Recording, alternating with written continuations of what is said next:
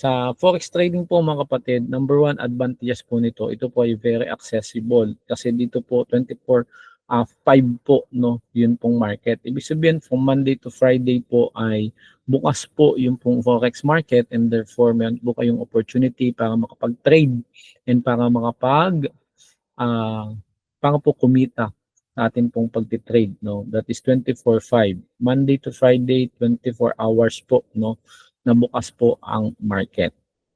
And then dito po mga kapatid, bagaman kung kayo po sa forex trading ay ah, hindi dadaan sa prop firm, nangailangan po yun ng malaking kapital. Pero because nga po, meron na po tayong mga partner na prop firm, napakaliit na lang po ng initial po, no, na capitalization na kailangan po nila kasi ang basically, ang kailangan nyo lang po is yun pong maliit na capital nyo sa ating pong education, and of course yun pong dun sa evaluation po. So ang kagandahan po dun sa programa ng ating partner na prop firm, kapag po napasahan nyo ng evaluation, ibabalik po nila ng doble, yun pong pinaka-enrollment fee nyo po dun sa kanilang evaluation.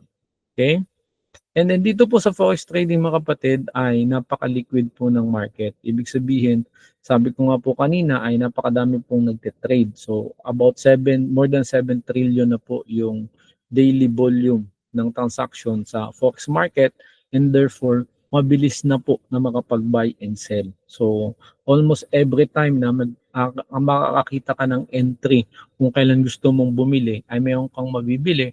And every time na gusto mo nang ibenta yung currency na nabili mo, ay pwede mo din po siyang ibenta. Kasi madami nga po ang nagbabuy and sell na ng forex market o ng forex o currency dito po sa forex trading.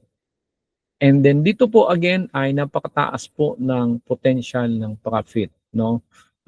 Kasi dito wala naman pong maglilimit sa inyo kung ilan ang prop firm na gusto nyo po na maging kapartner o kung saan maging funded trader po kayo. So sa ngayon, napakadami na pong mga prop firm na nag-aalok ng napakalaking halaga ng capital as long as mapatunayan mo na totoong profitable na trader ka. So sabihin mo na lang, mayroon kang dalawa, no, na prop firm na mayroong parehas na 200,000 na USD na capital. So that is 400,000 USD. So kung 400,000 USD po 'yon mga kapatid, ang 5% po nun, no, ay umaabot ng 10,000 USD na. And sabihin natin na ang profit share niyo po ay 80%. So that is 8,000 per month. So dito po sa Pilipinas, ang 8,000 per month ay medyo malaking pera na po 'yun na pwede niyo pong kitain monthly. So yun po ay sa dalawang prop firm lang. And just to let you know, meron po mga prop firm ngayon na nagbibigay ng up to 1 million USD. In fact, meron pong umaabot pa ng 8 million USD. As long as kaya niyong patunayan na kayo po ay profitable na forex trader. So, sabihin mo na lang na after 3 years, magaling ka ng forex trader. So, napakadami po ng mga prop firm na papayag na gawin kang funded trader nila, and definitely ay napakalaki po ng potential na pwede mong kitain dito. Unlike po kung empleyado kayo mga kapatid, syempre pag empleyado ka kailangan mo na magkaroon ng higher degree, no, para mas mataas ang position mo sa company para kumita po kayo ng mas malaking salary, no. Pero kung i-compare niyo po dito 'yon ay napakalayo po ng pagitan.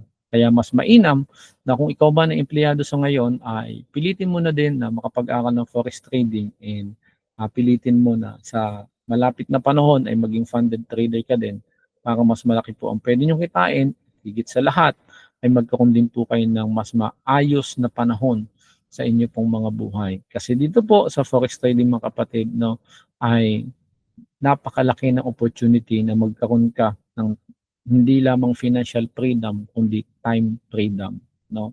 So dito po, no mga kapatid, ay again kailangan mo lang 2 to 3 sessions, 2 sessions, no, a day. And in fact, kapag po kayo ay matagal ng trader, pwede na kayong maging swing trader or positional trader.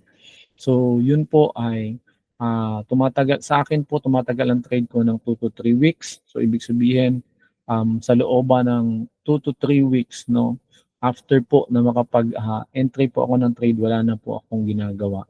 So meron po akong enough time para po sa sarili at para po sa aking family. So yun po ang isa sa advantage ng forex trading.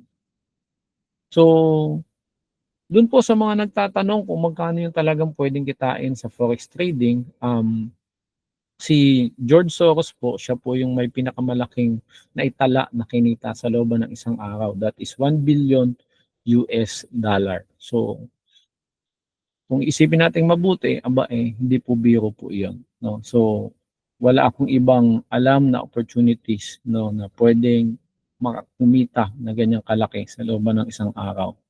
So I'm not sure sa Bitcoin o sa cryptocurrency kung meron na.